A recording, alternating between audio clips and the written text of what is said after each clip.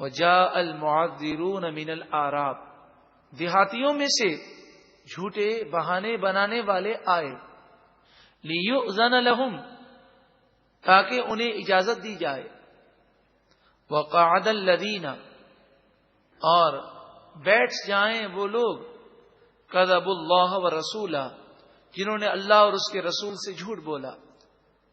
انہوں نے یہ خواہش کی کہ کسی طرح ہمیں جہاد میں نہ جانے کی رخصت مل جائے اور ہمیں اجازت مل جائے۔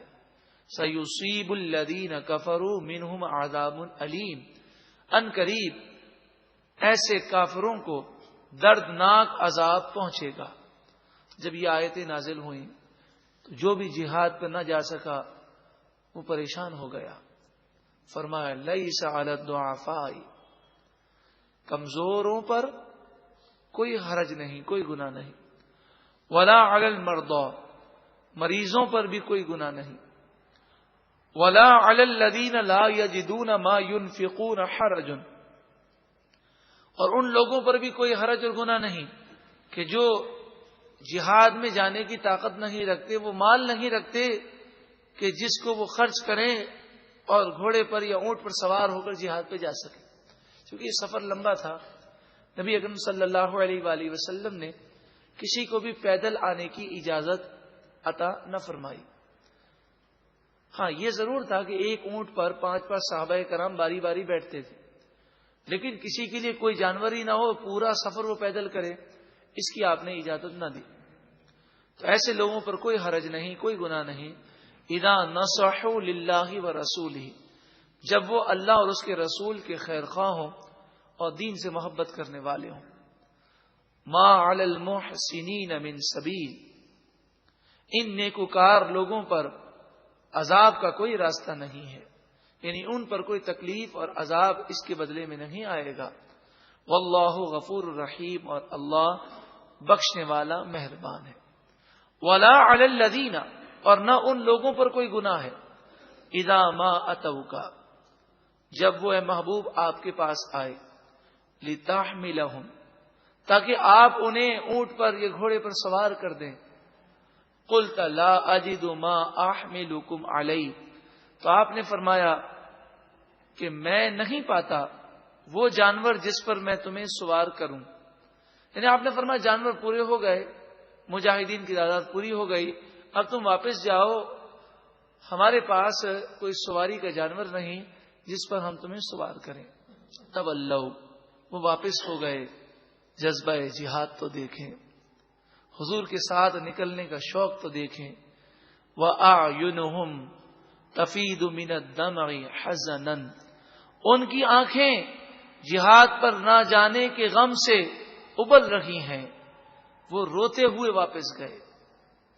اللہ یجدوا ما ينفقون، اس بات کا غم تھا کہ انہوں نے کوئی ایسی چیز نہ پائی جسے وہ خرچ کریں اور جہاد پر جا سکیں۔ یعنی کتنا ان پر کرم ہے کہ جہاد پر نہ جا سکے مجبوری کی وجہ سے، پھر بھی رو رہے ہیں کہ اس سعادت سے محروم ہو گئے۔ نبی اکرم صلی اللہ علیہ وآلہ وسلم جب غزوہ تبوک سے واپس ہو رہے تھے تو آپ نے فرمایا کہ مدینہ منورہ میں رہنے والے بعض ایسے لوگ ہیں کہ وہ ہر وقت ہمارے ساتھ رہے، ہم جس گھاٹی سے گزرے، جس میدان پر ہم نے پڑاؤ کیا، وہ ہمارے ساتھ تھے نیکیوں میں، اور ان کی نیت پر اللہ تعالیٰ نے انہیں ثواب اور صلہ عطا فرمایا۔ انما السبیل علی الذین یستأذنونک وهم اغنیاء، گناہ تو انہی لوگوں پر ہے کہ جو باوجود مالدار ہونے کی طاقت رکھنے کے انہوں نے جہاد میں شرکت نہ کی اور جہاد میں نہ جانے کی اجازت آپ سے طلب کی۔ رضوا بأن یکونوا مع الخوالف، وہ عورتوں کے ساتھ بیٹھنے کے لیے راضی ہو گئے، یعنی ان لوگوں کے ساتھ وہ مدینے میں رہے جو مجبوری کی وجہ سے جہاد میں نہ جا سکے۔ تو انسان کو تو چاہیے کہ وہ اپنا لیول اوپر رکھے، تو نیکیوں میں لیول آگے رکھنا چاہیے۔ اللہ نے طاقت دی ہے تو نیکی کرنے میں سستی نہ کی جائے۔ وَطَبَعَ اللَّهُ عَلَى قُلُوبِهِمْ، اور اللہ نے ان کے دلوں پر مہر لگا دی. ان کی نافرمانیوں کی وجہ سے اللہ ناراض ہو گیا.